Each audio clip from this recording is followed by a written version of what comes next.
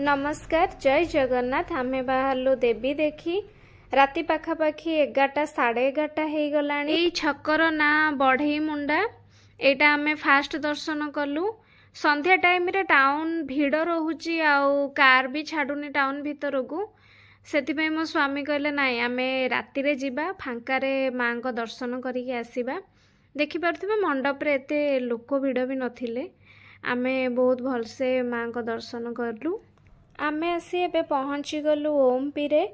Actually एटा नेपाल रो जो माने job करथांती आउ एठी झारसुगुड़ा रे पोस्टिंग हेइथांती जो भी विभाग हो सेई मानकर स्वतंत्र ए कॉलोनीटा।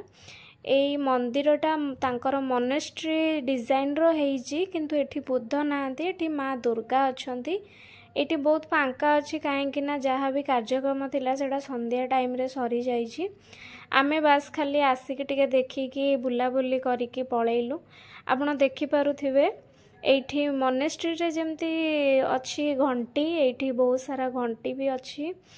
पूरा आपण को लागिबो जेमती मो सिक्किम आछि आ मोनेस्ट्री देखुछि। आमे एबे आसी पहुँची गलु बीटीएम रे। बीटीएम रे बहुत सुंदर गेट सजा हिथिला। स्वामी मोर आगे आगे चलछंती, पछरे मो बो आ आई आछंती। मो वीडियो नौथिली तांकर। एठी मंडप भी बहुत सुंदर सजा हेइची। एठी लोक गहली थिले टिके। माँ को दर्शन भी बहुत भलसे हला। आमे आसी एबे पहुँची गलु सर्बाहाल रे। सर्बाहाल रे बहुत बड़ा मंडप हेइथिला। बेत पातियार डिजाइन थिला।